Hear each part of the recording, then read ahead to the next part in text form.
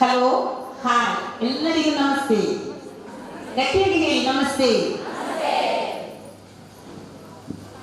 ನಿಮಗೆ ಈಗ ತಾನೇ ತುಂಬ ವಿಶಿಷ್ಟ ವ್ಯಕ್ತಿಗಳ ಮೌಲ್ಯಯುತವಾದ ಮಾತುಗಳನ್ನು ಕೇಳಿ ಬೋರ್ ಆಗಿರ್ಲಿಕ್ಕಿಲ್ಲ. ನಿಮ್ಮನ್ನು ಹುರಿದುಂಬಿಸಿದ್ದು ನಿಮಗೆ ಮತ್ತು ಕೂಡ ಒಂದು ಪವರ್ಫುಲ್ ಆಗುತ್ತೇನೆ ನನ್ನ ಒಂದು ಅನಿಸಿಕೆ.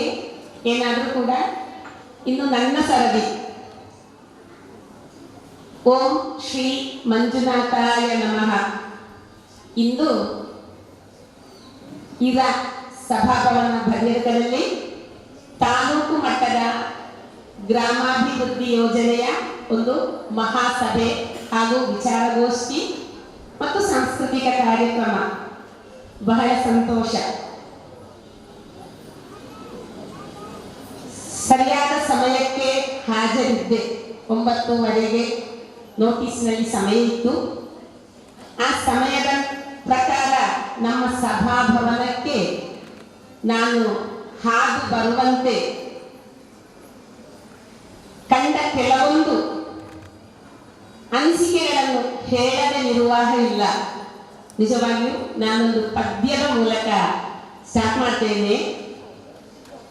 ಹೆಣ್ಣೆಂದರೇನು, ಸೌಂದರ್ಯವೇನು, ಕಣ್ಣಾರೆ ನಾ ಕಂಡೆನು, ನಡೆಯು ಎಂತ ಚಂದ, ನುಡಿಯು ಎಂತ ಚಂದ, ಮೊಗವು ಎಂತ ಚಂದ, ನಗುವು ಎಂತ ಚಂದ, ಎಂತ ಚಂದ ಎಂತ ಅಂದ ಹೆಣ್ಣು ಜೀವನ, ಎಂತ ಅಂದ ಎಂತ ಚಂದ ಹೆಣ್ಣು ಜೀವನ. ಸಾಕು, ಇಷ್ಟರಲ್ಲಿ ಪದ್ಯ ನಿಲ್ಲಿಸಿದೆ. ಹೆಂಗಸರ ಮಹಿಳೆಯರ ಸಭೆ ಅಪರೂಪಕ್ಕೆ ಚುಕ್ಕಾಣಿ ಹಿಡಿದ ಕೆಲವೊಂದು ಪುರುಷ ರತ್ನರು. ಅದು ಬೇಕಲ್ಲ, ಗಾಡಿ ಮುಂದೆ ಹೋಗಲು ಬ್ಯಾಕ್ ವೀಲ್ ಹಾಗೂ ಫ್ರಂಟ್ ವೀಲ್ ಎರಡು ತಿರುಗಿದರೆ ಮಾತ್ರ ನಮ್ಮ ಯಾವುದೇ ಜೀವನ ಚಕ್ರವಾಗಲಿ, ನಮ್ಮ ಸಭೆ ಸಮಾರಂಭಗಳಾಗಲಿ, ಯಾವುದೇ ಆಗಲಿ, ಆದರೂ ಕೂಡ ಎತ್ತಿದ ಕೈ ಮಹಿಳೆಯರದ್ದು, ಅದರಲ್ಲಿ ಸಂಶಯವಿಲ್ಲ. ಹೇಗೆ ಹಲವು ತರದ ಟೀಚರಿಗೆ ಪಾಠ ಮಾಡ್ತಾರೆ ಅಂತೇಳಿ ಅನ್ನಿಸಿ ಬಿಡುವುದು ಬೇಡ. ಕೆಲವೊಂದು ನಾವು ಸೋಷಿಯಲ್ ಅಲ್ಲಿ ವಿವಿಧತೆಯಲ್ಲಿ ಏಕತೆ ಅಂತ ಒಂದು ಸೋಷಿಯಲ್ ಅಲ್ಲಿ ಒಂದು ಗೆರೆ ನಮ್ಮ ಭಾರತದ ಬಗ್ಗೆ ಕಲಿಯುವಾಗ ಇಲ್ಲಿ ನೋಡುವಾಗ ವಿವಿಧತೆಯಲ್ಲೂ ಏಕತೆಯು, ಏಕತೆಯಲ್ಲೂ ಐಕ್ಯತೆಯು. ನಾನು ಕಂಡದ್ದು ವಿವಿಧತೆ, ಏಕತೆ, ಅದರ ಉಪರಿಯಾಗಿ ನಿಮ್ಮಲ್ಲಿರುವ ಐಕ್ಯತೆಯನ್ನು ನನಗೆ ಕಾಣಲಿಕ್ಕೆ ಸಾಧ್ಯವಾಯಿತು. ನೀವು ಯಾಕೆ ಇಷ್ಟು ವಿವಿಧತೆಯನ್ನು, ಏಕತೆಯನ್ನು, ಐಕ್ಯತೆಯನ್ನು ಕಂಡುಕೊಂಡಿದ್ದೀರಿ ಎಂಬುದಕ್ಕೆ ಸಾಕ್ಷಿ ನಿಮ್ಮ ಜ್ಞಾನ ವಿಕಾಸ ಕೇಂದ್ರದಿಂದ ಸಿಕ್ಕಿದ ಮಾಹಿತಿಯಾಗಿರುತ್ತದೆ. ಈಗಾಗಲೇ ಸಭೆಯಲ್ಲಿ ಕುಳಿತ ಅನೇಕ ವಿಶಿಷ್ಟ ವ್ಯಕ್ತಿಗಳು ಹೇಳಿದರು, ನೀವೊಂದು ಸೋಲ್ಜಿಯರ್, ನಿಮ್ಮಲ್ಲಿ ನೀವು ಶಿಸ್ತಿನ ಸಿಪಾಯಿಗಳು ಅಂತ. ನಿಜವಾಗಿ ನನಗೆ ಅಭಿಮಾನ ಉಕ್ಕಿ ಬರುತ್ತದೆ. ನಾವು ಸರ್ಕಾರಿ ಉದ್ಯೋಗ ಇದ್ದವರು ಮಹಿಳೆಯರು ಇಷ್ಟೊಂದು ಹೊತ್ತು ಇಷ್ಟು ಸಂಯಮತೆಯಿಂದ ಹೀಗೊಂದು ಕುಳಿತುಕೊಳ್ಳುವ ಸಂದರ್ಭವೇ ಇಲ್ಲ. ಎಲ್ಲರೂ BEd ಆದವರು, TTC ಆದವರು, PhD ಆದವರು, ರಿಸೋರ್ಸ್ ಪರ್ಸನ್ಸ್, ಹೀಗೆ 10 ಹಲವು ಹುದ್ದೆಗಳನ್ನು ಅಲಂಕರಿಸಿ ಅಧ್ಯಾಪಕ ವೃಂದದಲ್ಲಿ ಇದ್ದರೂ ಕೂಡ ಇಲ್ಲಿ ನಾವು ಸೋತಿದ್ದೇವೆ. ಸರ್ಕಾರಿ ಉದ್ಯೋಗದವರು ಸೋತಿದ್ದೇವೆ. ನಿಮ್ಮಂತಹ ರಿಯಲಿ ಮಹಿಳೆಯರು ನಿಮ್ಮದೇ ಆದ ಜ್ಞಾನ ವಿಕಾಸ ಕೇಂದ್ರದಿಂದ ಸಿಕ್ಕಿದ ಖಾಸಗಿ ಸ್ವಉದ್ಯೋಗ ಇದರಿಂದ ನೀವು ಮುಂದೆ ಬಂದಿದ್ದೀರಾ. ನಿಮ್ಮಲ್ಲಿ ಇರುವ ಯಾವುದೇ ಒಂದು, ಇದು ನಾನು ಇಲ್ಲಿ ಹೇಳಬಾರ್ದೇನೋ ನನಗೆ ಗೊತ್ತಿಲ್ಲ, ಆದರೂ ಕೂಡ ಒಂದು ಸಭಾಭವನದಲ್ಲಿ ಒಂದು ಸಭೆ ಜರುಗುವಾಗ ಹೇಗೆ ಅಚ್ಚುಕಟ್ಟಾಗಿ ಕುಳಿತುಕೊಳ್ಬೇಕು ಎಂಬುದನ್ನು ನಿಮ್ಮನ್ನು ಕಂಡು ನಾವು ಕಲಿಬೇಕು. ಅದಕ್ಕೆ ಸಂಶಯ ಇಲ್ಲ. ಕಾರಣ ನಾನು ಈಗಾಗಲೇ ಈ ಜ್ಞಾನ ವಿಕಾಸ ಕೇಂದ್ರದ ನಮ್ಮ ಶಾಲೆಯ ಹತ್ತಿರದ ಒಂದು ಪಂಚಮಿ ಜ್ಞಾನ ವಿಕಾಸ ಕೇಂದ್ರಕ್ಕೆ ನಾನು ಆಗಾಗ ಭೇಟಿಯಾಗಿದ್ದೆ. ಆ ಪಂಚಮಿ ಎಲ್ಲ ವಿಕಾಸ ಕೇಂದ್ರದ ಬಗ್ಗೆ ನನಗೆ ಗೊತ್ತಿಲ್ಲ, ಅಂತೂ ಇಲ್ಲಿ ಕೂತಾಗ ಎಲ್ಲ ಇದರಲ್ಲಿ ಎಷ್ಟು ಜ್ಞಾನ ವಿಕಾಸ ಕೇಂದ್ರಗಳು ಇದ್ದಾರೆ ಎಂದು ನನಗೆ ಗೊತ್ತಿಲ್ಲ.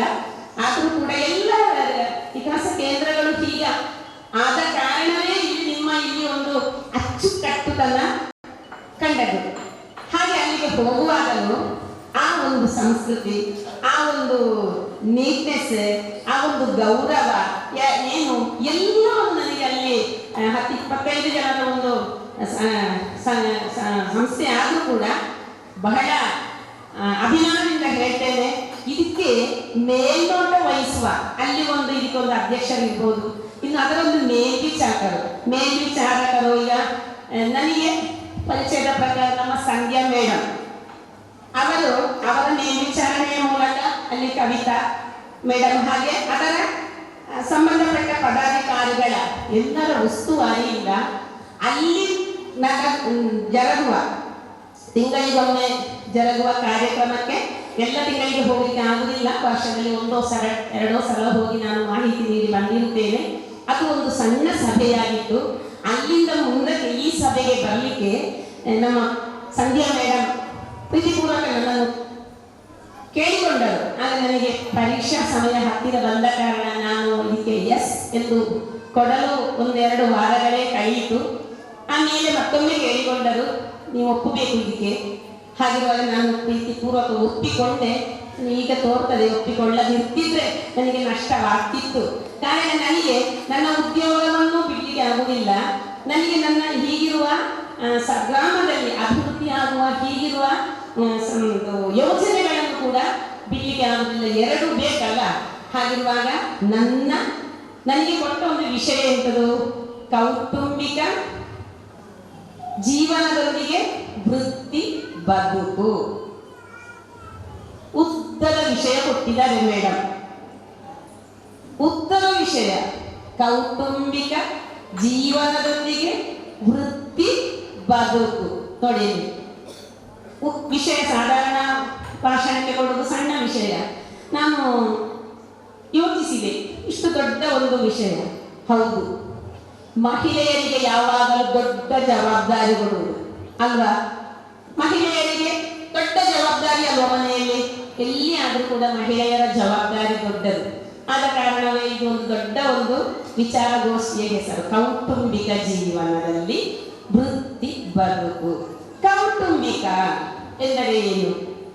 ಅದು ಕುಟುಂಬದಿಂದ ಶುರುವಾಗ್ತದೆ. ಕೌಟುಂಬಿಕ ಮಲಯಾಳದಲ್ಲಿ ಹೇಳುತ್ತಿದ್ದರೆ ಕೂಡಂಬಂ ಇಂಬಮುಳ್ಳದಾಳು ಕುಟುಂಬಂ ಎಂದರೆ ನಾವು ಒಟ್ಟು ಸೇರುವಾಗ ಒಂದು ಪ್ರೀತಿಯು ವಿಶ್ವಾಸವನ್ನು ಶೇರ್ ಮಾಡುವುದಾಗಿದೆ ಕುಟುಂಬ. ನಮ್ಮ ದೇಶ ಭಾರತ ಇಡೀ ನಮ್ಮಿಂದ ಸುತ್ತಿ ನೋಡಲಿಕ್ಕೆ ಆಗಲಿಕ್ಕಿಲ್ಲ, ಸರಿ ಮಾಡಲಿಕ್ಕೂ ಆಗಲಿಕ್ಕಿಲ್ಲ. ನಾವು ಫಸ್ಟ್ ನೋಡಬೇಕಾದ್ದು ನಮ್ಮ ಕುಟುಂಬ ಸರಿ ಇದ್ದರೆ ನಮ್ಮ ನೆರೆಕರೆ ಸರಿಯಾಯಿತು, ನೆರೆಕರೆ ಸರಿಯಾದಾಗ ಗ್ರಾಮ ಸರಿಯಾಯಿತು, ಗ್ರಾಮ ಸರಿಯಾದಾಗ ರಾಜ್ಯಗಳು, ರಾಜ್ಯಗಳಿಂದ ದೇಶವೇ ಪ್ರಗತಿ ಪಥದತ್ತ ಹೋಗುತ್ತದೆ. ಈ ನಾವು ಕುಟುಂಬ ಎಂದರೇನು? ತಂದೆ ತಾಯಿ ಮಕ್ಕಳು ಅಜ್ಜ ಅಜ್ಜಿ ಸೇರಿಕೊಂಡ ಸಣ್ಣ ಒಂದು ಘಟಕವಾಗಿದೆ ಕುಟುಂಬ, ಸಣ್ಣ ಯೂನಿಟ್ ಆಗಿದೆ ಕುಟುಂಬ. ಅಲ್ಲಿಂದ ಮುಂದೆ ಹೋಗುವುದಾಗಿದೆ 4 ಮನೆಯವರು ಸೇರಿಕೊಂಡು ಮಾಡುವ ನಿಮ್ಮ ಒಕ್ಕೂಟ. ಅಲ್ಲಿ ಆಗುವ ಮೆಂಬರ್ಸ್ ಜಾಸ್ತಿ ಆಯಿತು. ಹಾಗಿರುವಾಗ ನಮಗೆ ಗೊತ್ತಿದೆ, ಒಂದು ಕಾಲದಲ್ಲಿ 4 ಗೋಡೆಯ ಒಳಗೆ ಇದ್ದವರು ನಾವು. ನಮಗೆ ಏನು ಗೊತ್ತಿಲ್ಲ. ನಾವೆಲ್ಲರೂ ಕೈಯಲ್ಲ, ಕೆಲವರು ವಿದ್ಯಾಭ್ಯಾಸವನ್ನು ಪಡೆದು ಅದೃಷ್ಟವೂ ಬೇಕು. ಆಗ ನಮ್ಮ ಅಧ್ಯಕ್ಷರು ಹೇಳಿದ ಹಾಗೆ ಎಲ್ಲವೂ ಬೇಕಲ್ಲ. ಆದ ಕಾರಣ ನಾನೊಂದು ಹೇಳ್ತೇನೆ, ಅದರ ಎಡೆಗೆ ಅನ್ನದಾತ ಬುದ್ಧಿದಾತ ಮಂಜುನಾಥ, ಕಷ್ಟದಲ್ಲಿ ಬಂದು ಕೈ ಹಿಡಿಯುವಾತ. ನೀವು ಯಾವ ದೇವರ ಹೆಸರಿನಲ್ಲಿ ಈ ಘಟಕವನ್ನು ರೂಪೀಕರಿಸಿದ್ದೀರೋ ಆ ದೇವರು ಖಂಡಿತ ನನಗೆ ಹುಟ್ಟಿಸಿದ ದೇವ ಹುಲ್ಲು ಮೇಯಿಸಲಿಕ್ಕಿಲ್ಲ. ನನಗೆ ಸರ್ಕಾರ ಉದ್ಯೋಗ ಅಲ್ಲದಿದ್ದರೂ ಕೂಡ ಹೀಗಿರುವ ಸಂಘ ಸಂಸ್ಥೆಗಳ ಮೂಲಕ ನಮ್ಮ ಜೀವನವನ್ನು ಕೊಂಡು ಹೋಗುವ ಏನಾದರೂ ಒಂದು ವೃತ್ತಿ ನಮಗೆ ಸಿಕ್ಕಿಯೇ ಸಿಗ್ತದೆ. ಅದಕ್ಕೆ ಒಂದು ಎಕ್ಸಾಂಪಲ್ ಆಗ ನಿಮ್ಮ ಅಧ್ಯಕ್ಷರು ಹೇಳಿದ್ರಲ್ಲ, ಅದೇನೇ ಇರಲಿ, ಆ ಕುಟುಂಬದೊಂದಿಗೆ ಉದ್ಯೋಗ 2 ತರದಲ್ಲಿ ಉಂಟು. ಒಂದು ಸರ್ಕಾರ ಉದ್ಯೋಗ, ಇನ್ನೊಂದು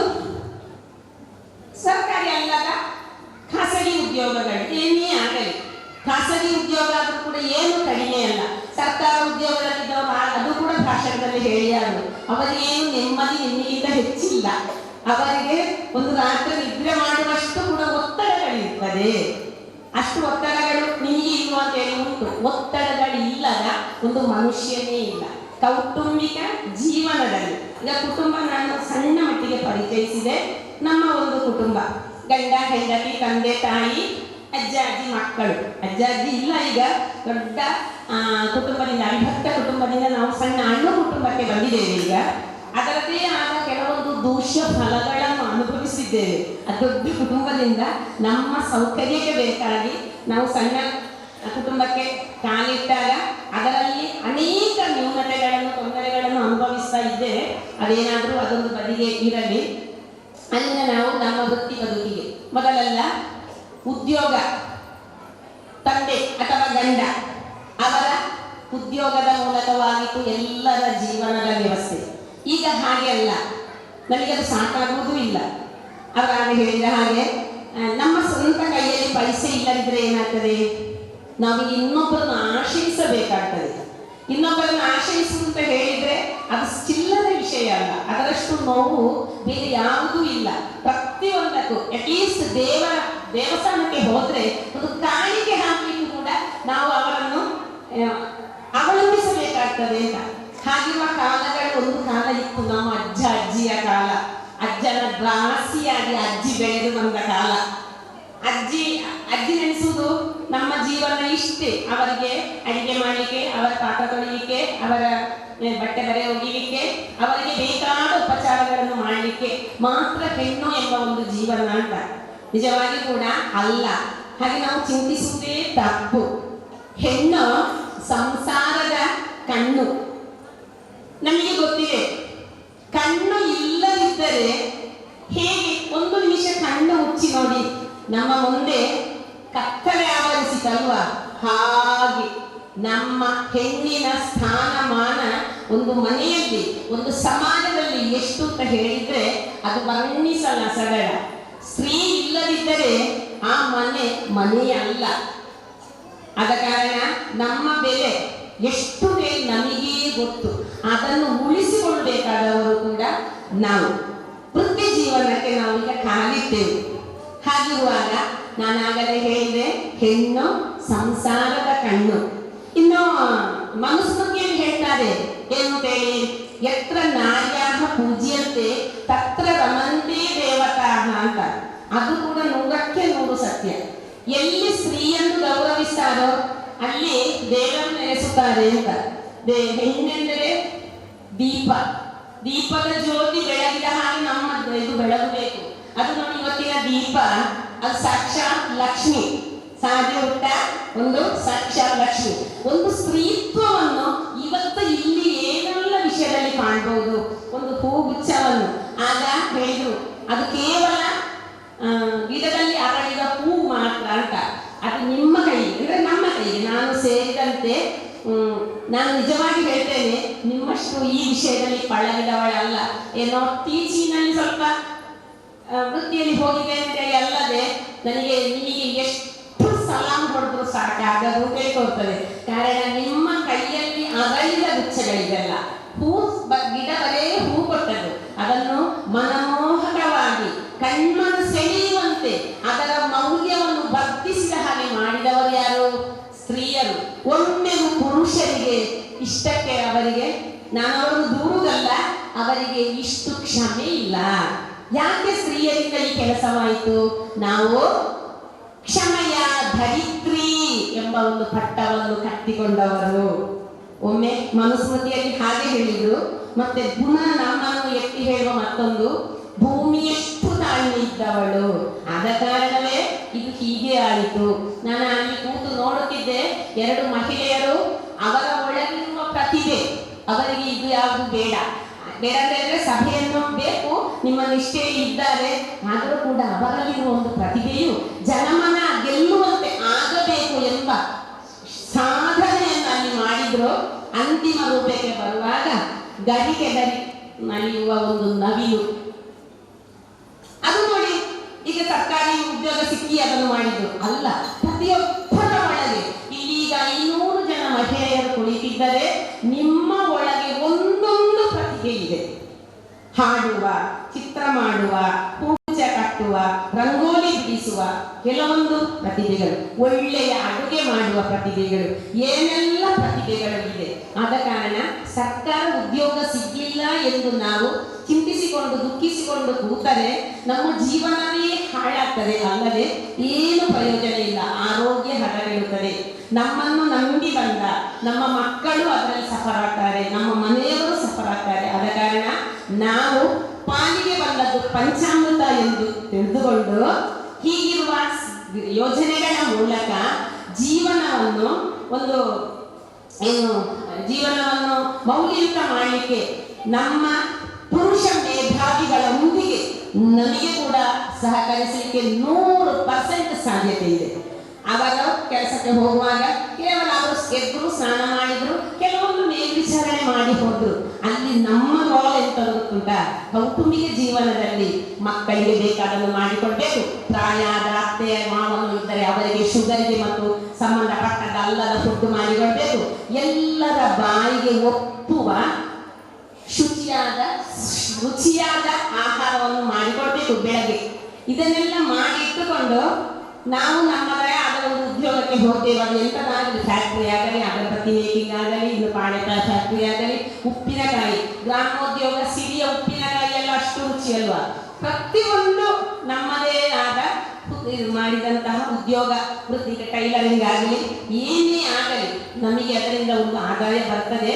ಆ ಆದಾಯ ನಮ್ಮ ಜೀವನದ ಇದಕ್ಕೆ ಬೇಕಾಗಿ ಅದು ಸಹಾಯಕವಾಗ್ತದೆ. ಅಲ್ಲದಿದ್ದರೆ ಈ ಪುರುಷರನ್ನೇ ಅವಲಂಬಿಸಿ ಅವರಿಗೆ ಒಂದು ಕೊಬ್ಬು ಜಾಸ್ತಿ ಬರ್ತದೆ.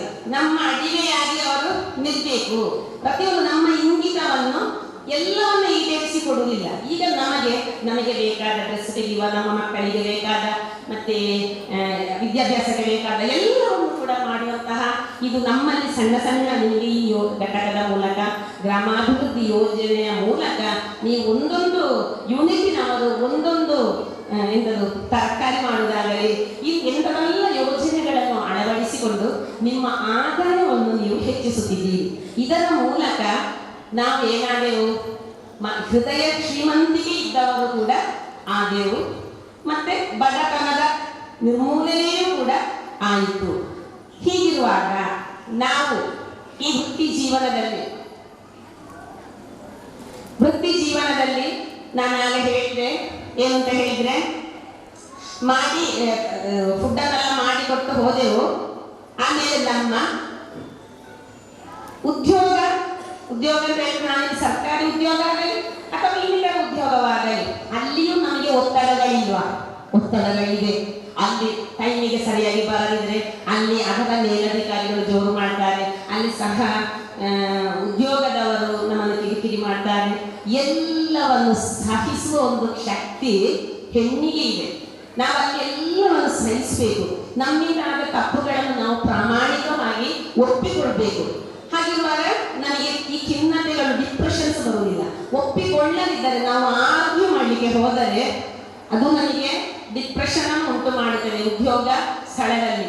ಅಲ್ಲಿಂದ ಬಂದು ಪುನಃ ನನಗೆ ಏನಾಯಿತು, ಮನೆಯಲ್ಲಿಯೂ ಕೂಡ ಪುನಃ ಮನೆಯ ರಾತ್ರಿಯ ಕೆಲಸ ಉಂಟಲ್ಲ, ಎಲ್ಲರಿಗೂ ಗೊತ್ತುಂಟು. ಪಾತ್ರ ತೊಳೆಯುವುದು, ಮನೆ ಒರೆಸುವುದು, ಅಂಗಳ ಗುಡಿಸುವುದು, ರಾತ್ರಿಯ ಸ್ನಾನ, ರಾತ್ರಿಯ ಅಡುಗೆ, ಇದೇ ಪ್ರಕಾರ ಎಲ್ಲರ ಬಾಯಿಗೆ ರುಚಿಯಾದ ಬೇರೆ ಬೇರೆ ತರಹದ ಫುಡ್ಗಳನ್ನು ಮಾಡಿಕೊಡುವಲ್ಲಿ ನಾವು ಏನಾಗ್ತೇವೆ, ಅಲ್ಲಿ ಎಂಗೇಜ್ ಆಗ್ತೇವೆ. ಕೆಲವೊಮ್ಮೆ ಈ ಉದ್ಯೋಗದ ವಿಷಯದಲ್ಲಿ ನಮಗೆ ಏನಾಗ್ತದೆ, ಕೆಲವೊಮ್ಮೆ ನಮಗೆ ಬೇಸತ್ತು ಹೋಗ್ತದೆ. ಮನೆಯಲ್ಲಿಯೂ ದುಡಿಬೇಕು, ಹೋಗಿಯೂ ದುಡಿಬೇಕು, ಅಲ್ಲಿಯೂ ಕಿರಿಕಿರಿ, ಇಲ್ಲಿಯೂ ಕಿರಿಕಿರಿ. ಇದು ಹೇಗೆ ಮುಗಿಯುವುದು? ಇದಕ್ಕೆ ಒಂದು ಮುಕ್ತಾಯವಿಲ್ವಾ? ನಾವು ಎಂತ ಒಂದು ನಮ್ಮ ಜನ್ಮ, ನಿಜವಾಗಿ ನಾನು ಹೇಳ್ತೇನೆ, ನಮ್ಮ ಜನ್ಮವನ್ನು ನಾವು ದೂರುವುದೇ ಬೇಡ. ನಮ್ಮ ಸಮಸ್ಯೆಗಳನ್ನು ನಾವು ಪರಿಹರಿಸುವ. ಈಗ ಉದ್ಯೋಗದಲ್ಲಿ ಸಮಸ್ಯೆಗಳನ್ನು ಪರಿಹರಿಸುವುದು ಹೇಗೆ? ಈ ಸಮಸ್ಯೆಯನ್ನು ಈಗಲೇ ನಾನು ಪರಿಹಾರ ಮಾಡಿಕೊಡ್ತೇನೆ. ಮನೆಯ ಯಾವುದೇ ಒತ್ತಡ ಇರಲಿ, ನಾನು ಹೇಳ್ತೇನೆ 100ಕ್ಕೆ 100 ಸ್ಯಾಟಿಸ್ಫ್ಯಾಕ್ಷನ್ ಯಾರ ಜೀವನದಲ್ಲಿ ಇಲ್ಲ. ಎಲ್ಲರ ಮನೆಯ ದೋಸೆಯೂ ತೂತೆ, ನಮ್ಮ ಮನೆಯ ಕಾವಲಿಯೇ ತೂತು ಎಂಬ ಹಾಗೆ ಕೆಲವೊಂದು ಮನೆಗಳಿವೆ, ನನಗೆ ತೋರುವುದು. ಆದ ಕಾರಣ ನಾವು ಯಾವಾಗಲೂ ನನಗೆ ನಮ್ಮ ಜೀವನದಲ್ಲಿ ನೋವುಗಳು, ಕಷ್ಟಗಳು, ಕಷ್ಟಗಳು ದುಃಖಗಳು ಬರುವಾಗ ನಮ್ಮಿಗಿಂತ ಹೈ ಆಗಿರುವುದನ್ನು ನೋಡುವುದು ಬೇಡ, ಚಿಂತಿಸುವುದು ಬೇಡ. ನಮ್ಮಿಗಿಂತ ಕೆಳಗೆ ಜಸ್ಟ್ ನಮ್ಮ ಮನಸ್ಸಿಗೆ ಬರಬೇಕಾದ್ರು ಆ ಡಾಮರ್ ಹಾಕುವವರಿದ್ದಾರಲ್ಲ ಮಾರ್ಗದಲ್ಲಿ, ಆ ಉರಿ ಬಿಸಿಲಿಗೆ ಅವರನ್ನೆಲ್ಲ ಒಮ್ಮೆ ನೋಡಿ, ಅದನ್ನೆಲ್ಲ ನೋಡಿದ್ರೆ ನಮ್ಮ ಜೀವನ ಎಷ್ಟು ಸುಗಮ. ಇದು ಕೇವಲ ನಾವು ಕ್ಷುಲ್ಲಕ ಕಾರಣದಿಂದ, ಕೌಟುಂಬಿಕ ಜೀವನದಲ್ಲಿ ಬಂದ ಕ್ಷುಲ್ಲಕ ಕಾರಣ. ಒಂದಾದ್ರೆ ನಮಗೆ ಎಲ್ಲಿಗಾದ್ರೂ ಟೂರ್ ಹೋಗ್ಬೇಕು ಅಂತ ಹೇಳುವಾಗ ಮನೆಯಲ್ಲಿ ಒಪ್ಪದೇ ಇದ್ದದ್ದು, ಅಲ್ಲದಿದ್ರೆ ನಮಗೆ ಅಗತ್ಯವಿರುವ ಹಣ, ನಮ್ಮ ಫ್ಯಾಷನ್ಗಳಿಗೆ ಈಗ ಹೆಚ್ಚು ಬರುವುದು ಮಹಿಳೆಯರಿಗೆ ಫ್ಯಾಷನ್ ಯುಗಕ್ಕೆ ಹೋಗಿ ಅವರ ಸೀರೆಗೆ 800 ಆದರೆ ನನ್ನನ್ನು 1500 ಹಾಗಿರುವ ಒಂದು ಥಿಂಕಿಂಗಿನಲ್ಲಿ ಮನೆಯಲ್ಲಿ ಹಲವಾರು ಮತ್ತೆ ಕಂಪ್ಯಾರಿಸನ್ ಮಾಡುವುದು. ಆಚೆ ಮನೆಯವರು ಕಾರು ತೆಗೆದು, ಈಚೆ ಮನೆಯವರು ಸ್ಕೂಟಿ ತೆಗೆದು, ನಮಗೆ ಅದಿಲ್ಲ, ಅವರ ಮಕ್ಕಳು ಹಾಗೆ ಕಲಿತಾರೆ, ಇವರ ಮಕ್ಕಳು ಹೀಗೆ. ದಯಮಾಡಿ ಇದು ಸ್ತ್ರೀ ಎಲ್ಲ ಓಕೆ, ಕೆಲವೊಮ್ಮೆ Jesus is the name of woman ಅಂತ ಹೇಳ್ತಾರೆ. ಹೆಣ್ಣಿಗೆ ಹೆಣ್ಣೇ ಶತ್ರು. ಆ ಒಂದು ನಮ್ಮ ಮನಸ್ಸಿನಲ್ಲಿರುವ ಅಸೂಯ ಭಾವವನ್ನು ಅದು ಮೊದಲು ತೆಗೆದು ಹಾಕಬೇಕು. ಅದು ತೆಗೆದು ಹಾಕುವುದು ಯಾರು? ನಾವೇ. ನಾವು ಪ್ರತಿದಿನ ನಮ್ಮನ್ನು ನಾವು ಇವಾಲ್ಯುಯೇಟ್ ಮಾಡಬೇಕು. ನಮ್ಮ ಮನೆಯಲ್ಲೇ ವ್ಯವಸ್ಥೆಯಲ್ಲಿ ಆದರೂ ನಮ್ಮನ್ನು ಈಗ ಹೇಳ್ತಾ ಇದ್ದೀವಿ, ನಮ್ಮ ಸರಿಯಲ್ಲ, ನಾವು ಆರ್ಗ್ಯೂ ಮಾಡಿಕೊಂಡು ಹೋಗ್ಲಿಕ್ಕಿಲ್ಲ. ನಮ್ಮ ತಪ್ಪು ಉಂಟಾ, ಆ ತಪ್ಪನ್ನು ಅದಕ್ಕೆ ಒಂದು ಅರ್ಧ ಗಂಟೆ ನಾವು ಟೈಮ್ ಮೀಸಲಾಗಿ ಇಡಬೇಕು. ನಾವು ನಿರಾಳವಾಗಬೇಕು. ನೋಡಿ, ಕೆಸರು, ನಾವು ಕೆಸರು ಕಲಕಿದಾಗ ಕೆಸರುಮಯವಾಗಿರ್ತದೆ, ಅದನ್ನು ಹಾಗೆ ಬಿಡಿಯಂತೆ ಅದೇನಾಗ್ತದೆ, ತಿಳಿಯಾಗ್ತದೆ. ಮೇಲೆ ನೀರು ನಿಲ್ತದೆ, ಕೆಳಗೆ ಇದು. ಅದುವೇ ಮನುಷ್ಯ ಜೀವನ ಕೂಡ. ಸಮಸ್ಯೆಗಳು 100 ಉಂಟು, 100 ತರದ ನಮ್ಮನ್ನು ಕಮೆಂಟ್ ಮಾಡ್ತಾರೆ, ಮನೆಯಲ್ಲಿ ಬೈತಾರೆ ಅಂತ ಇದ್ರು ಕೂಡ ನಾವು ನಿರಾಳವಾಗಲಿಕ್ಕೆ ನಾವೇ ಕಲಿಬೇಕು. ನಾವು ಕಲಿಯದಿದ್ದರೆ ಈಗಿನ ಹಲವು ರೋಗಗಳು ನಮ್ಮನ್ನು ಕಾಡಿ ನಮ್ಮ ಅಸ್ತಿತ್ವವೇ ಇಲ್ಲದೆ ಆಗ್ತದೆ. ಕೌಟುಂಬಿಕ ಜೀವನದ ವೃತ್ತಿ ಬದುಕಿನ ನಾನು ಒಂದು ಚಿತ್ರಣವನ್ನು ಹೇಳೋದು, ನಮ್ಮ ಇನ್ನು ಕಾರ್ಯಕ್ಷೇತ್ರದಲ್ಲಿ ಅಲ್ಲಿ ಕಡಿಮೆ ಅಲ್ಲ, ಅಲ್ಲಿ ನಾವು ಸಂಬಳ ತೆಗಿತೇವಲ್ವ, ಆದ ಕಾರಣ ಅದನ್ನು ಪ್ರಾಮಾಣಿಕವಾಗಿ ಮಾಡಬೇಕು. ಅದು ನಾವು ಅಲ್ಲಿ ಅದನ್ನು ಪ್ರಾಮಾಣಿಕವಾಗಿ ಮಾಡಿದ್ರೆ ಮಾತ್ರ ನಮ್ಮ ಉದ್ಯೋಗ ಕ್ಷೇತ್ರದಲ್ಲಿ ನಾವು ಮಿಂಚುವ ತಾರೆಗಳಾಗ್ತೇವೆ. ಅಲ್ಲದಿದ್ರೆ ನಮ್ಮನ್ನು ಹಿಂದಿನಿಂದ ಹೇಳ್ಯಾರು, ಬರ್ತಾರೆ, ಏನೋ ಸ್ವಲ್ಪ ಮಾಡ್ತಾರೆ, ಸಂಬಳ ತೆಗಿತಾರೆ. ನಮ್ಮ ಯಾವುದೇ ಹುದ್ದೆಯಲ್ಲಿ ನಾವು ಇರಲಿ, ನಾವು ಅದನ್ನು ಕಾಯ ವಾಚ ಮನಸ ಅದನ್ನಷ್ಟು ನಿಷ್ಠೆಯಿಂದಲೂ ಶ್ರದ್ಧೆಯಿಂದಲೂ ಭಕ್ತಿಯಿಂದಲೂ ಮಾಡಲಿಕ್ಕೆ ಕಲಿಬೇಕು. ಅಲ್ಲಿಯೂ ಸಮಸ್ಯೆಗಳುಂಟು. ಆ ಸಮಸ್ಯೆಯನ್ನು ಅಲ್ಲಿಯೇ ಬಿಟ್ಟು ಬರಬೇಕು. ಅದನ್ನು ಮನೆಗೆ ತರಲಿಕ್ಕಿಲ್ಲ. ಮನೆಗೆ ತಂದರೆ ಪಾಪ ಆ ಮಗು ನಮ್ಮನ್ನೇ ಕಾಯ್ತಿತ್ತು, ಅಲ್ಲಿ ಬೋಸು ಜೋರು ಮಾಡಿದ್ದನ್ನು, ಅಲ್ಲಿಂದ ಕೋವರ್ಕರ್ಸ್ ಇನ್ಸಲ್ಟ್ ಮಾಡಿದ್ದನ್ನು ಅಂದು ಹಾಕುವುದು ಅತ್ತೆಯ ಮೇಲೆ ಅಥವಾ ಮಗುವಿನ ಮೇಲೆ. ಅವರೆಂತ ಮಾಡಿದ್ರು? ಎಂಥದ್ದು ಸಂಗತಿ ನಮಗೆ ಸಿಕ್ತು ಅಲ್ಲಿಯದ್ದು. ಉದ್ಯೋಗ ಜೀವನದಲ್ಲಿ ನಮಗೆ ಮಹಿಳೆಯರಿಗೆ ಕೌಟುಂಬಿಕ ಜೀವನದೊಂದಿಗೆ ಉದ್ಯೋಗಕ್ಕೆ ಹೋದಾಗ ಅಲ್ಲಿಂದ ಸಿಕ್ಕಿದ್ದನ್ನು ಇಲ್ಲಿ ತಕ್ಕಲಿಕ್ಕಾಯ್ತು. ಅದು ಸರಿಯಾ? ಅದು ಸರಿಯಲ್ಲ. ನಾವು ಇನ್ನೂ ಕಲ್ತುಕೊಳ್ಬೇಕಾದ್ದು, ಉದ್ಯೋಗ ಕ್ಷೇತ್ರದಲ್ಲಿ ನಮಗೆ ಎಷ್ಟು ಒತ್ತಡಗಳಿದ್ದರೂ ಅದನ್ನು ಮಾಡಲಿಕ್ಕೆ ನಾವು ಬದ್ಧರು, ನಾವು ಮಾಡಬೇಕು. ಮನೆಗೆ ಬರುವಾಗ ನಗುತ್ತಾ ಬರಬೇಕು. ತಿರುಗಿ ಮನೆಯಲ್ಲಿ ಅತ್ತೆಯ ಬೈಗಳಿರ್ಬೋದು, ಗಂಡನದಿರ್ಬೋದು, ಮಕ್ಕಳದಿರ್ಬೋದು, ಇದನ್ನೆಲ್ಲ ಕೇಳಿ ಮುಖ ಗಂಟು ಹಾಕಿ ಹೋಗಿ ನಮ್ಮ ಕಾರ್ಯಕ್ಷೇತ್ರದಲ್ಲಿ ಕೂತ್ಕೊಂಡು ಅದನ್ನು ಏನು ಮಾಡಬೇಕು? ಮನೆಯಲ್ಲಿ ಬಿಟ್ಟು ಹೋಗಬೇಕು. ಆ ಸಮಸ್ಯೆಗಳನ್ನು ಮನೆಯಲ್ಲಿಯೇ ಬಿಟ್ಟು ಹೋಗಬೇಕು.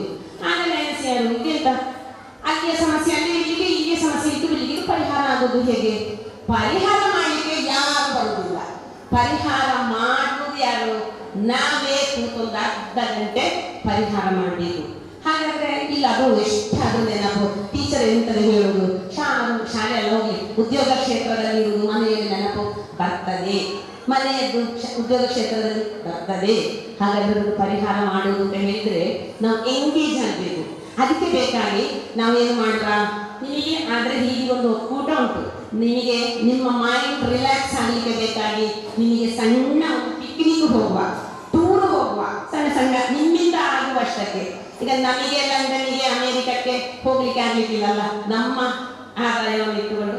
ಹಾಗಿರುವಾಗ ನಮಗೆ ಏನು ಇಲ್ಲದಿದ್ರೂ ಕೂಡ ನಮ್ಮ ಕರ್ನಾಟಕ ಕೇರಳದ ಒಳಗೆ ಇರುವ ಸಣ್ಣ ಸಣ್ಣ ಪ್ರೇಕ್ಷಣೀಯ ಸ್ಥಳಕ್ಕೆ ಹೋಗುವ, ಅಲ್ಲಿ ನಿಮ್ಮ ಒಕ್ಕೂಟದವರು ಸೇರಿಸಿ ಅಥವಾ ನಮ್ಮ ಮನೆಯವರು, ಮೊದಲಿಗೆ ನಮ್ಮ ಮನೆಯವರಲ್ವಾ, ಅವರೊಟ್ಟಿಗೆ ಹೋಗುವ, ಅವರನ್ನು ಆದ ಮೇಲೆ ನನಗೆ ನೀವು ಒಕ್ಕೂಟದಿಂದ ಹಾಗೆ ಎಂಗೇಜ್ ಮಾಡುವ. ಹಾಗಿರುವ ಮನಸ್ಸಿಗೆ ಟೆನ್ಷನ್ ಬರ್ತದೆ ಬೇರೆ ಆಗುವಾಗ ನಿಮಗೆ ಆಗುವ. ನೋಡಿ, ನೀವು ಈಗ ಹುಷಾರಿ, ಎಷ್ಟು ಹೇಳಿದ್ರು ಕೂಡ ಬಹಳ ಹುಷಾರಿ. ನಾವೆಲ್ಲ ಇದನ್ನು ನೋಡಿಯೇ ಹೇಗೆ ಸಾಧಿಸಿದರೆ ಸಬಳ ನುಂಗಬಹುದು, ಟ್ರೈ ಮಾಡಿದ್ರೆ ನನಗೆ ಆಗಿದ್ದದು. ನಿಮಗೆ ರಂಗೋಲಿ ಹಾಕುವ, ನಿನಗೆ ಪದ್ಯ ಹಾಡುವ, ಪದ್ಯ ಬರೆಯುವ, ಪುಸ್ತಕ ಓದುವ. ಯಾಕೆ ಎಷ್ಟಾದ್ರೂ ಕೂಡ ಆಗೊಬ್ರು ಹೇಳಿದ್ರಲ್ಲ ಟಿವಿಯದು, ನಾನು 30 ವರ್ಷ ಆಯಿತು ಧಾರಾವಾಹಿ ಬಿಟ್ಟು. ಧಾರಾವಾಹಿ ನಮ್ಮನ್ನು ಹಾಳು ಮಾಡ್ತದೆ. ಧಾರಾವಾಹಿ ನೋಡಿ ಮನೆ ಹಾಳಾಯಿತು. ಅದರಲ್ಲಿ ಒಳ್ಳೆಯ ಕಾರ್ಯಕ್ರಮಗಳನ್ನು ನಾನು ನೋಡ್ತೇನೆ. ಹೀಗಿರುವುದನ್ನು ನಾನು ಕನ್ನಡ ಮತ್ತು ಮಲಯಾಳ ಪುಸ್ತಕಗಳನ್ನು ಓದುತ್ತಿದ್ದೆ ಬಹಳ ಹಿಂದೆ. ಅದು ಹೋದ ಮೇಲೆ ಈಗ ಪುಸ್ತಕ ಯಾರಿಗೂ ಬೇಡ. ಟಿವಿಯಲ್ಲಿರುವುದು ನಾನು 92ನೇ ಇಸವಿಯಿಂದ ನಾನು ಧಾರಾವಾಹಿ ನೋಡುವುದನ್ನು ಬಿಟ್ಟಿದ್ದೇನೆ. ಆಗ ನನ್ನನ್ನು ಹೇಳುವುದಿಲ್ಲ, ಗೊತ್ತುಂಟ ಮನೆಯಲ್ಲಿ ಅದು ಟಿವಿ ನೋಡೋದು ಒಂದು ಜಾತಿ. ಟಿವಿ ನೋಡಿ ಎಲ್ಲರೂ ಟಿವಿ ನೋಡಿ ಅದರೊಟ್ಟಿಗೆ ನೆಗಾಡ್ತಾರೆ, ಅದರೊಟ್ಟಿಗೆ ಅವರ ಫೇಶಿಯಲ್ ಎಕ್ಸ್ಪ್ರೆಷನ್ ಅವರು ಹೇಳುವಾಗ ಅದರಲ್ಲಿ ಯಾವ ಭಾವ ಬರ್ತದೆ ಅದುವೇ ನೋಡುವವರ ಮುಖದಲ್ಲಿ ಭಾವ ಬರ್ತದೆ. ಹಾಗೆ ನಾನು ನನ್ನಷ್ಟಕ್ಕೆ ತಿಳ್ಕೊಳ್ಳುವುದು. ಇಷ್ಟು ಒಂದು ವಿಪರ್ಯಾಸ. ಅದು ನಮಗೆ ರೋಲ್ ಮಾಡೆಲ್. ಅದಕ್ಕಿಂತಲೂ ಲೈಬ್ರರಿಯಲ್ಲಿ ಪುಸ್ತಕವನ್ನು ತೆಗೆದು ಓದಿದ್ರೆ ನಮಗೆ ಅದರಿಂದ ಅನೇಕ ಜೀವನ ಮೌಲ್ಯಗಳು ಸಿಗ್ತದೆ. ನಾನೀಗ ಧೈರ್ಯವಾಗಿ ನನ್ನನ್ನು ನಾನು ಉದಾಹರಣೆ ಹೇಳ್ತೇನೆ.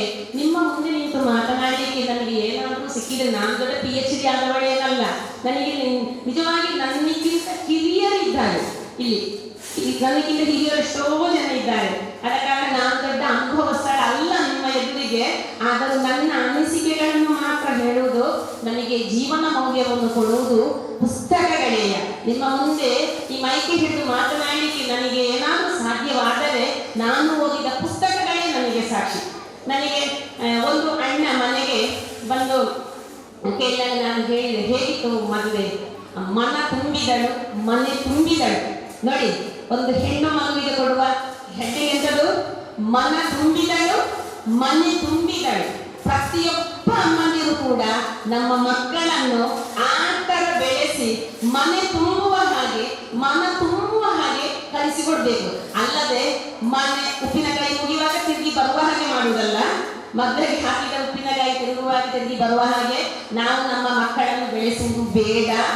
ಈಗಿನ ಆಧುನಿಕ ಯುಗದಲ್ಲಿ ಫ್ಯಾಷನ್ಗಳಿಗೆ ಒತ್ತು ಕೊಟ್ಟುಕೊಂಡು ನೈತಿಕ ಮೌಲ್ಯವನ್ನು ಕೊಡದೆ, ಕಾರಣ ಇದು ಹೇಳೋದು ಎಂತ ಗೊತ್ತುಂಟ, ಒಂದಾದ್ರೆ ಕೆಲಸ ಮಾಡಬೇಕು, ಅಲ್ಲದಿದ್ರೆ ಇದು ಮಗುವನ್ನು ನೋಡಿಕೊಳ್ಳಿಕ್ಕೆ ಬೇರೆ ಜನ ಮಾಡಬೇಕು ಅಂತ.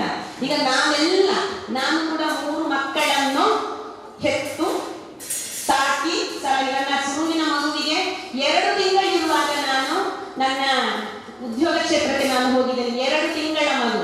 ಆಮೇಲೆ ಸರ್ಕಾರ ನನಗೆ 6 ತಿಂಗಳು ಕೊಟ್ಟಿದ್ದು, ನನಗೆ ಆಗ ಸಿಕ್ಕಿದ್ದು 3 ತಿಂಗಳು. ಆಗ ನಾನು ಯಾರನ್ನು ನೋಡಿದ್ದು ಗೊತ್ತುಂಟ, ಐಷಾರಾಮ್ಯವಾಗಿ ಜೀವಿಸುವವರಲ್ಲ. ನನ್ನ ಹಿರಿಯ ಟೀಚರ್ ಹೇಳ್ತಿದ್ರು, ನಾವು 40 ದಿವಸದಲ್ಲಿ ಮಗುವನ್ನು ಬಿಟ್ಟು ಬಂದಿದ್ದೇವೆ ಅಂತ. ಎಷ್ಟು ದಿವಸದಲ್ಲಿ? 40 ದಿವಸದಲ್ಲಿ. ಆಗ ಯಾರು ಗ್ರೇಟ್? 2 ತಿಂಗಳಲ್ಲಿ ಬಿಟ್ಟು ಬರುವವರು. 2 ತಿಂಗಳಲ್ಲಿ ಬಿಟ್ಟು ಬಂದು ಉದ್ಯೋಗಕ್ಕೆ ಕ್ಷೇತ್ರಕ್ಕೆ ಬರುವಾಗ ನಾನು ಮನೆಯನ್ನು ಮಗು ಮಾಡಿ ಏನು ಮಾಡ್ತಾರೆ ಅದರ ಬಗ್ಗೆ ಚಿಂತಿಸಲಿಕ್ಕಿಲ್ಲ.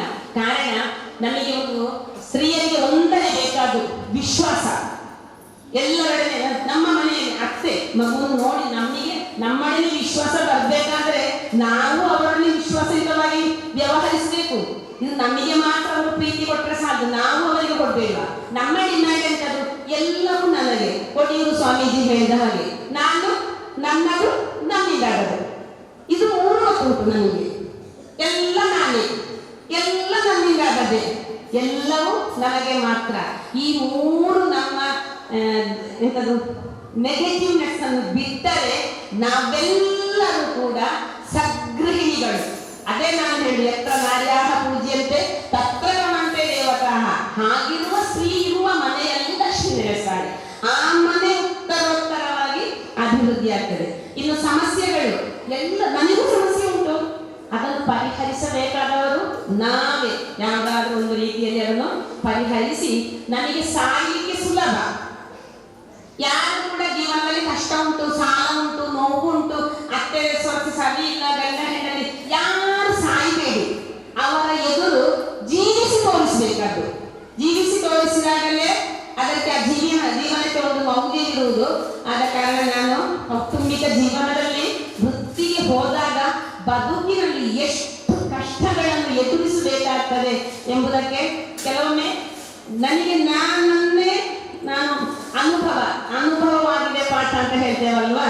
ಹಾಗೆ ವಿಶ್ವಾಸ ಇಲ್ಲದಿದ್ದರೆ ನನಗೆ ಹೋಗಿ ಜಗಳ ಮಾಡುವ, ಮಗುವನ್ನು ಸ್ನಾನ ಮಾಡಿಸಲಿಲ್ಲ, ಮಗುವನಿಗೆ ತಿಂಡಿ ಕೊಡಲಿಲ್ಲ, ಮಗುವನ್ನು ನೋಡಿದ್ದು ಸರಿಯಾಗಲಿಲ್ಲ ಅಂತ. ಯಾಕೆ? ನಮ್ಮಲ್ಲಿಗೆ ಒಂದು ವಿಶ್ವಾಸ, ಅವರು ನಮಗಿಂತ ಮೊದಲು ಹೆತ್ತು ಮಕ್ಕಳನ್ನು ಬೆಳೆಸಿದವರಲ್ವ, ಆಗ ಅವರಿಗೆ ಅದರ ಬಗ್ಗೆ ಗೊತ್ತಿಲ್ವಾ. ನಾವಲ್ಲಿ ಎನ್ಕ್ವೈರಿ ಮಾಡಲಿಕ್ಕೆ ಹೋಗುವಾಗ ಆಗಿರ್ತದೆ ಅಲ್ಲಿ ಮಾತುಗಳು ಬರುವುದು. ಹಾಗಿರುವಾಗ ಒಂದು ಕೈ ಸೇರಿದ್ರೆ ಚಪ್ಪಳಿ ಇಲ್ಲ, ಎರಡು ಕೈ ಸೇರಿದ್ರೆ ಮಾತ್ರ ಸ್ವರ ಹೊರಡುವುದಲ್ವಾ. ಒಂದು ಹೊಂದಾಣಿಕೆಯನ್ನು ನಾವು ಕಲಿಬೇಕು. ಉದ್ಯೋಗಕ್ಕೆ ಹೋಗುವ ಯಾವುದೇ ಸ್ತ್ರೀಯರು ಕೂಡ ಹೊಂದಾಣಿಕೆ ಎಲ್ಲಿ ಎಲ್ಲ ಬೇಕು, ಜೀವನದಲ್ಲಿ ಎಲ್ಲ ಕಡೆ ಬೇಕು, ಮನೆಯಲ್ಲೂ ಬೇಕು, ಕಾರ್ಯಕ್ಷೇತ್ರದಲ್ಲೂ ಬೇಕು. ಹೊಂದಾಣಿಕೆ ಇಲ್ಲದಿದ್ರೆ ಆಗ್ಲಿಕ್ಕಿಲ್ಲ. ನಮಗೊಂದು ಮೇಕೆಯ ಕಥೆ ಗೊತ್ತುಂಟಲ್ಲ, 2 ಮೇಕೆಗಳು, ಆಡುಗಳು, ಅದರಲ್ಲಿ ಒಂದನೇ ಆಡು, ಎರಡನೇ ಆಡು, ಹಾಗೆ ಸಣ್ಣ ಒಂದು 2 ಗೆರೆಯಲ್ಲಿ ನಿಲ್ಲಿಸ್ತೇನೆ. ಆ ಹೊಂದಾಣಿಕೆ ಜೀವನದಲ್ಲಿ ಇಲ್ಲದಿದ್ದರೆ ನಮಗೆ ಆಡು ಹುಲ್ಲುಗಾವಲಲ್ಲಿ ಮೇಯ್ತದೆ. ಆಗ ಅದರ ನಡುವಲ್ಲಿ ಒಂದು ತೋಡು ಉಂಟು, ಅದಕ್ಕೆ ಒಂದು ಪಾಪ ಸಂಕವು ಉಂಟು, ಸಣ್ಣದು ಕೈ ಸಾಕ ಅಂತ ಹೇಳ್ತಿದ್ರು ಪಾಪ ಅಂತ ಹೇಳಿ. ಆಚೆ ಬದಿಯಲ್ಲಿರುವ ಮೇಕೆಯು ಅದರ ಮನಸ್ಸು ಒಳ್ಳೆದುಂಟು, ಈಚೆಯ ಮೇಕೆಯ ಮನಸ್ಸು ಒಳ್ಳೆಯದಿಲ್ಲ. ಈ ಹೊಂದಾಣಿಕೆ ಇಲ್ಲದ ಹೊರದಲ್ಲಿಂದಲೇ ಆಯ್ತಾ. ಆಗ ಅದು ಹುಲ್ಲನ್ನೆಲ್ಲ ತಿಂತದೆ, ಅದು ತಿಂದು ತಿಂದು ತಿಂದು ತಿಂದು ಇಲ್ಲಿಗೆ ಬರ್ತದೇನೋ ನನ್ನ ಹುಲ್ಲುಗಾವಲಿಗೆ, ಇದನ್ನು ಕೂಡ ಮುಗಿಸಲಿಕ್ಕೆ ಅಂತ ಹೇಳಿ ಅದಕ್ಕೆ ಒಂದು ಮನಸ್ಸಿನ ಒಳಗೆ ಒಂದು, ನಾನು ಹೇಳಿದೆ ಅಲ್ವಾ, ಆಗ ಒಂದು ಅಸೂಯೆ ಹುಟ್ಟುತ್ತದೆ. ಈ ಅಸೂಯೆ ಹುಟ್ಟುತ್ತೆ ಹೊಂದಾಣಿಕೆ ಇಲ್ಲದೆ ಆಗುವುದು. ಹಾಗೆ ಇದು ನೆನೆಸಿದ ಹಾಗೆ ಅದು ಪಾಪ ಎಂತಾಯ್ತು, ಅದು ನೆನೆಸಿದ ಹಾಗೆಲ್ಲ, ಅಲ್ಲಿ ಬೇಕಾದಷ್ಟು ಹುಲ್ಲು ಉಂಟು, ನೀನು ಮುದ್ರೆ ಅಲ್ಲಿಗೆ ಬಾ ಎಂದು ಕರೀಲಿಕ್ಕೆ ಅದು ಬರುವುದು ನೋಡಿ. ಮತ್ತು 2ನೇ ಮೇಕೆಯ ಮನಸ್ಸದು. ಹಾಗಿರುವಾಗ ಇದು ಏಕಕಾಲಕ್ಕೆ ನಾವು ಹೇಳ್ತೇವೆ ಕಾಕತಾಳಿ ಅಂತೇಳಿ, ಒಂದೇ ಹಾಗೆ ನೆನೆಸಿದ್ದು, ನಾನು ಹಾಗೆ ನೆನೆಸಿದ್ದು, ಅದು ಹೀಗೆ ನೆನೆಸಿದ್ದು, ಆಯ್ತು ಅದು ಹೊರಟಿದ್ದು ಅದೇ ಸಮಯಕ್ಕೆ. ಅದನ್ನು ಹೇಳಿಕ್ಕೆ ಇದು ಬಂದಿತ್ತು. ಈ ಸಣ್ಣ ಪಾಪುವಿನಲ್ಲೇ ಕೈ ಸಂಘದಲ್ಲೇ ಸೈಡ್ ಕೊಡ್ಲಿಕ್ಕೆ ಜಾಗ ಇಲ್ಲ, ಒಂದೇ ಸಣ್ಣ ಸಪ್ಪುರದ್ದು. ಆಗ ಇದು ಬಿಟ್ಟು ಕೊಡುವುದಿಲ್ಲ, ನೀನು ಹಿಂದಕ್ಕೆ ಹೋಗು ಅಂತ. ಆಗ ಅದು ಹೇಳಿ ನೀನು ಹಿಂದಕ್ಕೆ ಹೋಗು ಅಂತ. ಎದುರೆದುರು ಹೋದ್ರೆ ಡ್ಯಾಶ್ ಬಿಡ್ತಾರೆ 2 ಕೂಡ ನದಿಗೆ. ಅದೆಂತ ಮಾಡುದು, ಎಂತ ಮಾಡುದು? ಈಗ ನಮ್ಮ ಅತ್ತೆ ಸೊಸೆ ಅಥವಾ ಗಂಡ ಹೆಂಡತಿಯ ವಿಷಯದಲ್ಲಿಯೇ ನಾನು ಹೇಳ್ತೇನೆ, ಇಬ್ಬರು ಬಿಟ್ಟು ಕೊಡುವುದಿಲ್ಲ. ಹೇಗೆ ಆಗಿತ್ತು? ದುಡುಕ ಲೈಫ್ ಹೋಯ್ತು, ಅಲ್ಲಿ ಲೈಫ್ನಲ್ಲಿ ಖಿನ್ನತೆ ಬಂತು, ಕಣ್ಣೀರು ಬಂತು ಅಂತ ಅಡ್ಜಸ್ಟ್ ಆಗುವುದಿಲ್ಲ. ಹಾಗಿರುವಾಗ ಆ 2ನೇ ಮೇಕೆ, ಹಾಗಾದ್ರೆ ಮಾರಾಯ ನಾನು ಬಗ್ಗಿ ಕೂತುಕೊಳ್ತೇನೆ, ನೀನು ನನ್ನ ಬೆನ್ನ ಮೇಲೆ ಆಚೆಗೆ ಪಾಸ್ ಮಾಡು ಎಂದು ಅದು ಏನು ಮಾಡಿತು, ತಗ್ಗಿ ಬಗ್ಗಿ ಕೊಟ್ಟಿಗೆ ಅಡ್ಜಸ್ಟ್ಮೆಂಟಿಗೆ ಒಪ್ಪಿತು. ಈಚೆದ್ದು ಹಾರಿ ಆಚೆಗೆ ಹೋಯ್ತು. ಈಗ ನಮಗೆ ಈ ಕಥೆಯಲ್ಲಿ ಎಂತದ ಅರ್ಥ ಆಯ್ತು? ಅದು ಹೋಗಿ ನಮಗೆ ಹುಲ್ಲು ತಿಂದಿದ್ದು, ಇದು ಈಚೆಗೂ ಪಾಸ್ ಆಯಿತು. ಈಗ ಸಣ್ಣ ಇದನ್ನು ನಾವು ವಿವರಿಸಲಿಕ್ಕೆ ಹೋಗುವುದಿಲ್ಲ, ಇದು ಕ್ಲಾಸ್ ಅಲ್ಲಲ್ಲ. ಈಗ ನೀವು ನೆನೆಸಿದ್ರೇನಪ್ಪ ಇದು ಟೀಚರ್ ಪಾಠ ಮಾಡ್ತಾರೆ ಅಂತೇಳಿ ಅಲ್ಲ. ನಾನಿದ್ರೆ ಹೊಂದಾಣಿಕೆ ಎಂಬುದಕ್ಕೆ ಒಂದು ಸಣ್ಣ ಎಕ್ಸಾಂಪಲ್ ಕೊಟ್ಟದ್ದು.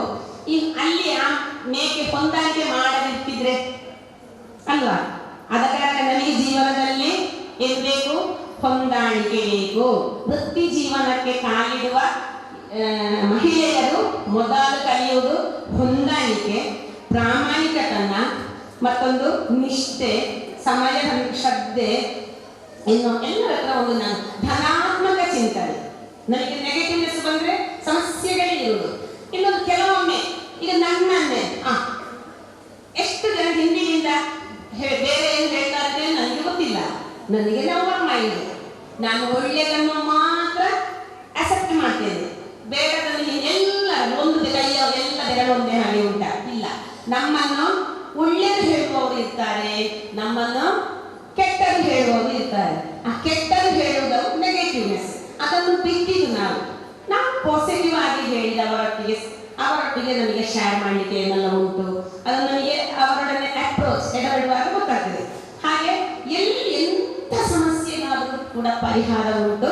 ಅದನ್ನು ಉದ್ಯೋಗ ಕ್ಷೇತ್ರದಲ್ಲಿ ಆದರೂ ಕೂಡ ಹೀಗಿರುವ ಸಮಸ್ಯೆಗಳು ಬರುವಾಗ ನಾವೇನು ಮಾಡಬೇಕು?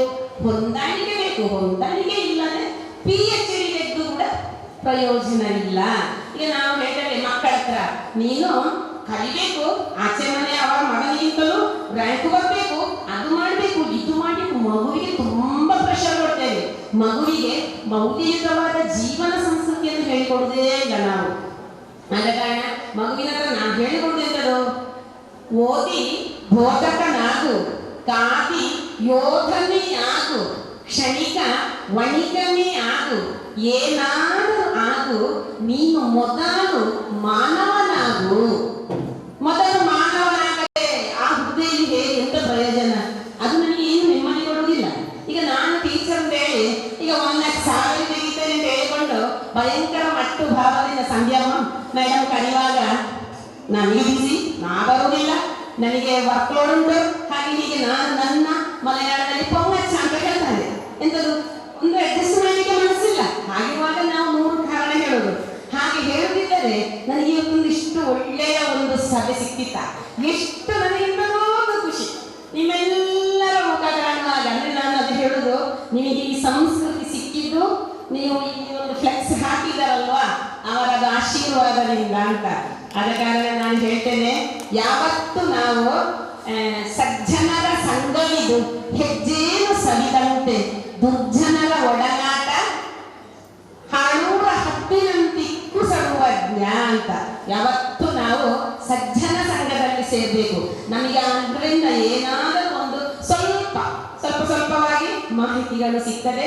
ಆ ಮಾಹಿತಿಗಳ ಆಧಾರದಲ್ಲಿ ನಮ್ಮ ಜೀವನದಲ್ಲಿ ಕೆಲವೊಂದು ಬದಲಾವಣೆಯನ್ನು ನಾವು ಮಾಡ್ತೇವೆ. ಜೀವನದಲ್ಲಿ ಬದಲಾವಣೆಗೆ ತಯಾರಿಲ್ಲದಿದ್ದರೆ ನಮ್ಮ ಜೀವನ ವ್ಯರ್ಥ. ಈಗ ನಮ್ಮಲ್ಲಿ ನಾನು ಕೂಡ ಹಾಗೆ, ನನಗೆ ಒಂದು ಸಭೆಗೆ ಹೋದ್ರೆ ಭಾಷಣ ಕೇಳಲಿಕ್ಕೆ ಇಷ್ಟ. ಕಾರಣ ಭಾಷಣದಿಂದ ಒಂದು ಗೆರೆ ಆದರೂ ನಮ್ಮ ಜೀವನಕ್ಕೆ ಬೆಳೆಯುವ ಒಂದು ಗೆರೆಗಳಿರ್ತದೆ. ನಾವು ಅಳವಡಿಸಬೇಕು. ಮೊತ್ತ ಮೊದಲು ನಾವು ಏನು ಒಳ್ಳೆಯದನ್ನು ಕೇಳ್ತೇವೋ ಅದು ನಮ್ಮ ಜೀವನದಲ್ಲಿ ನಾವು ಅಳವಡಿಸಬೇಕು. ಯಾರು ಎಂತಂದು ಹೇಳಿದ್ರು ಕೂಡ ನಮಗೆ ಕೆಟ್ಟದನ್ನು ಕಿಡಿಕೊಡ್ಬೇಕಾದ ಅಗತ್ಯ ಇಲ್ಲ. ಇದು ನಾವು ಜೀವನದಲ್ಲಿ ನಿಮ್ಮ ಒಕ್ಕೂಟಗಳೆಲ್ಲ ಸೇರುವಾಗ ಸಿಂಪತಿ ಎಲ್ಲರಿಗೆ ಉಂಟು. ಸಿಂಪತಿ ಅಯ್ಯೋ ಪಾಪ ಹಾಗೆಲ್ಲ 10 ಗಂಟೆ ಅಯ್ಯೋ ಪಾಪ ಹಾಗಾಯ್ತಂತೆ ಹೀಗಾಯ್ತಂತೆ, ಆ ಹೆಣ್ಣು ಮಕ್ಕಳ ಒಂದು ಕತೆ ಅಥವಾ ಒಂದು ಮನೆಯಲ್ಲಿ ಪ್ರಾಯದವರ ಕತೆ ಎಂತಾದ್ರೂ ಒಂದು ಕೆಲವೊಂದು ಟ್ರಾಜೆಡಿ ಒಂದು ಕೇಳಿದಾಗ ನಮ್ಮ ಬಾಯಿಂದ ಬರುವುದೆಂದರು ಅಯ್ಯೋ ಪಾಪ. ಅಷ್ಟು ಹೇಗಿಂತ ಬರಲ್ಲ ಅಲ್ಲ, ಅಲ್ಲಿ ಬೇಕಾದ ಎಂಪತಿ ಬೇಕಾದ್ರೆ.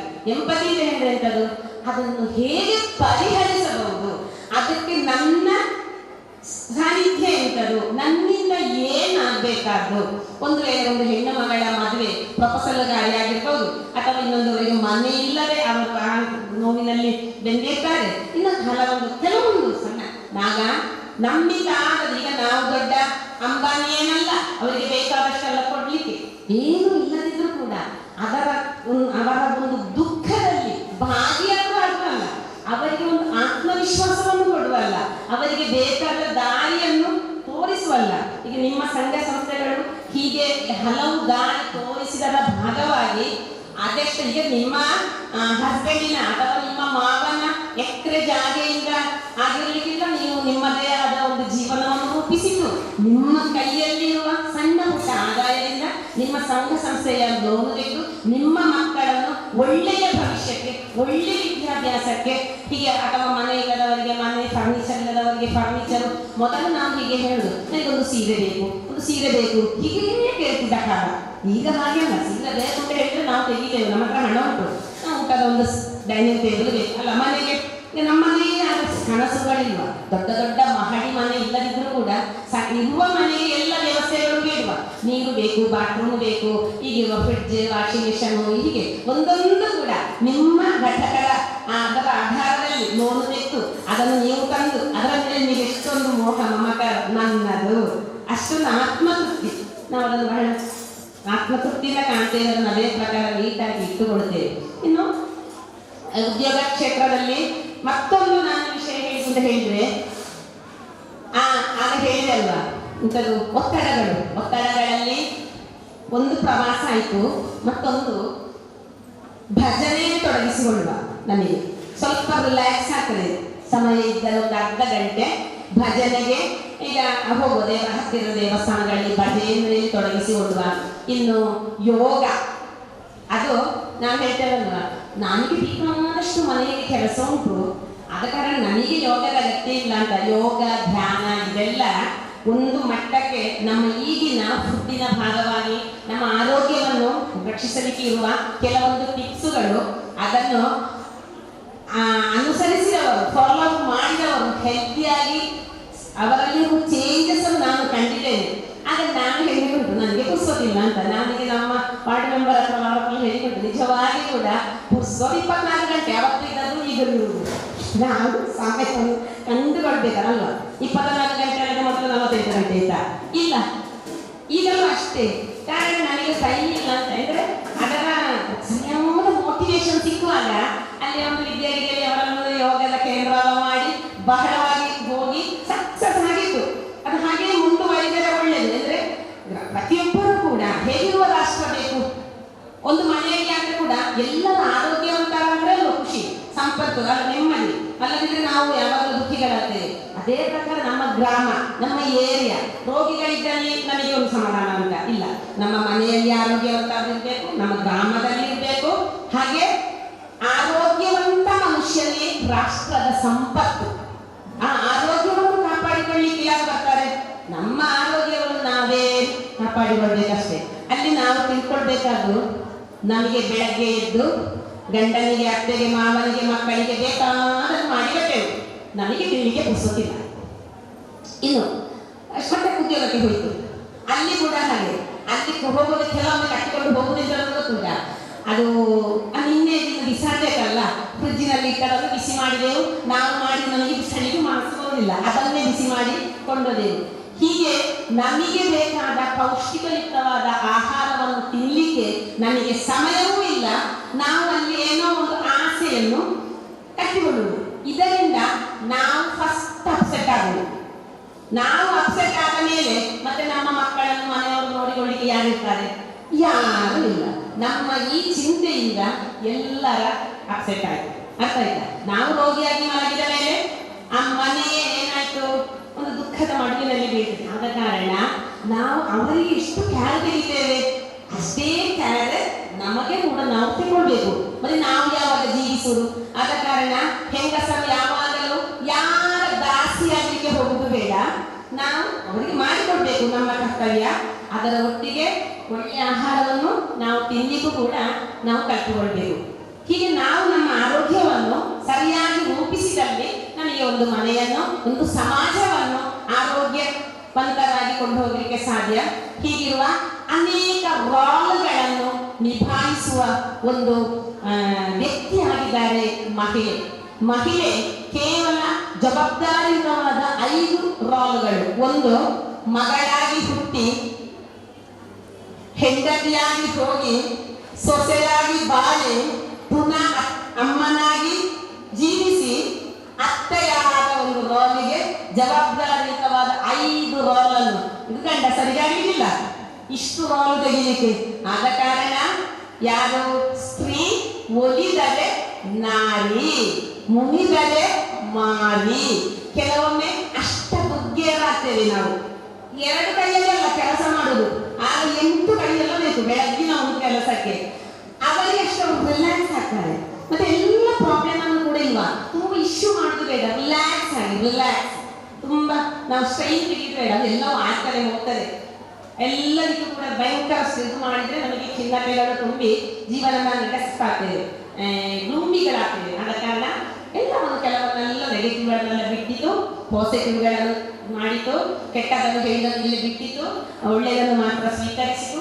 ಹೀಗೆ ಒಂದು ಆದರ್ಶ ಗೃಹಿಣಿಯಾಗಿ, ಮಮತೆಯ ಮಾತೆಯಾಗಿ, ಒಲವಿನ ಪತ್ನಿಯಾಗಿ, ಸ್ನೇಹಮಯಿ ಅಮ್ಮನಾಗಿ ನಮಗೆ ಬಾಳಲಿಕ್ಕೆ ಭಗವಂತನು ಆಯುಷ್ಯ ಆರೋಗ್ಯವನ್ನು ಕೊಡಲಿ. ಈ ಸಮಯ ಮೀರಿತು ಎಂಬ ವಾರ್ನಿಂಗ್ ಬಂತು. ಆದ ಕಾರಣ ನನ್ನ ಸಣ್ಣ ಒಂದು ವಿಚಾರಗೋಷ್ಠಿ ನಿಮಗೆ ಎಷ್ಟರ ಮಟ್ಟಿಗೆ ಖುಷಿಯಾಗಿದೆ ಅಂತೇಳಿ ನನಗೆ ಗೊತ್ತಿಲ್ಲ. ಎಂದಾದರೂ ಕೂಡ ನನಗೆ ಹೀಗೆ ಇಲ್ಲಿ ಬಂದು ಒಂದು ಅವಕಾಶ ಕಲ್ಪಿಸಿದ ಸಂಧ್ಯಾ ಮೇಡಮಿಗೆ, ಸೌಮ್ಯ ಮೇಡಮ್ ಹಾಗೂ ಕವಿತಾ ಇವರು ನನ್ನನ್ನು ಇನ್ವೈಟ್ ಮಾಡಲಿಕ್ಕೆ ಬಂದವರು, ಅವರಿಗೆ ಹೃದಯಾಂತರಾಳದ ಕೃತಜ್ಞತೆಗಳನ್ನು ಅರ್ಪಿಸುತ್ತೇನೆ. ಅವರ ಲೀಡರ್ಶಿಪ್ ಅಂದ್ರೆ ಇಷ್ಟು ಜನರನ್ನು ಚುಕ್ಕಾಣಿ ಹಿಡಿಯಲಿಕ್ಕೆ ಸಣ್ಣ ಕೆಲಸ ಅಲ್ಲ. ಆದ ಕಾರಣ ಸ್ತ್ರೀ ಯಾರು ಗೊತ್ತುಂಟ, ಒಂದು ಟೀಚರ್ ಮಕ್ಕಳಿಗೆ, ಹೌದಲ್ವಾ? ನಾನು ಮಾತ್ರ ಟೀಚರ್ ಅಲ್ಲ, ಆಯ್ತಾ? ನೀವೆಲ್ಲರೂ ನಿಮ್ಮ ಮಗುವಿಗೆ ಮಕ್ಕಳಿಗೆ ಟೀಚರ್. ನಮ್ಮ ಶಾಲೆ ಸ್ಕೂಲ್, ನೀವು ಟೀಚರ್. ಗಂಡನ ಸಂಪತ್ತನ್ನು ಬಹಳ ಚಾಕಚಕ್ಯತೆ ನಾವು ನಮ್ಮ ಕೈಯಲ್ಲಿ ಕೊಟ್ಟದನ್ನು ಅವರು ಮಿಸ್ಯೂಸ್ ಮಾಡ್ತಾರೆ. ಅದನ್ನು ಚಂದಕ್ಕೆ ಇಟ್ಟುಕೊಳ್ಳಿಕ್ಕೆ ನಾವೊಂದು ಬ್ಯಾಂಕ್ ಮ್ಯಾನೇಜರ್ ಅಲ್ವಾ. ಇನ್ನು ಮಕ್ಕಳ ಸಮಸ್ಯೆಯನ್ನು ಪ್ರಾಬ್ಲಮ್ ಅನ್ನು ಸಾಲ್ವ್ ಮಾಡ್ತೇವೆ. ಪೆಟ್ಟಾಗುವಾಗ ನಾವಲ್ಲಿ ಒಂದು ಪೊಲೀಸ್ ಅಲ್ವಾ. ಇನ್ನು ಮಕ್ಕಳಿಗೆ ಫ್ರೆಂಡ್ ಆಗ್ತೇವೆ, ಪೊಲೀಸ್ ಆಗ್ತೇವೆ, ಬ್ಯಾಂಕ್ ಮ್ಯಾನೇಜರ್ ಆಗ್ತೇವೆ. ಎಷ್ಟು ರಾಂಗ್ಗಳು. ಆದ ಕಾರಣ ಸ್ತ್ರೀ ಎಂದರೆ ಅಪಾರ ಶಕ್ತಿ. ಸ್ತ್ರೀ ಒಂದು ಜ್ವಾಲ, ಅಷ್ಟು ಇದರಲ್ಲಿ ಬೆಳಗಿ ಬರ್ತಾಳೆ ಅಂತ ನಾವು ಒಳ್ಳೆಯದನ್ನೇ ತಗೊಂಡ್ವ. ಹೇಗೆ ಇರುವ ಈ ದಿನದಂದು ಎಲ್ಲ ಅಮ್ಮಂದರಿಗೂ ನನ್ನ ಹೃತ್ಪೂರ್ವಕ ಅಭಿನಂದನೆಗಳನ್ನು ಅರ್ಪಿಸುತ್ತಾ, ನೀವು ನಿಮ್ಮ ಬಾಳಿನಲ್ಲಿ ಒಳ್ಳೆಯ ಒಂದು ಮಾತೆಯೋ ಅತ್ತೆಯೋ ಸೊಸೆಯೋ ಆಗಿದ್ದುಕೊಂಡು ಒಳ್ಳೆಯ ಒಂದು ವೃತ್ತಿಯನ್ನು ನಿಭಾಯಿಸಿಕೊಂಡು ಹೋಗಿ ಜೀವನದಲ್ಲಿ ಯಶಸ್ಸನ್ನು ಕಾಣುವಂತಾಗಲಿ ಎಂದು ಹೇಳುತ್ತಾ ವಿರಮಿಸುತ್ತಿದ್ದೇನೆ. ಧನ್ಯವಾದ.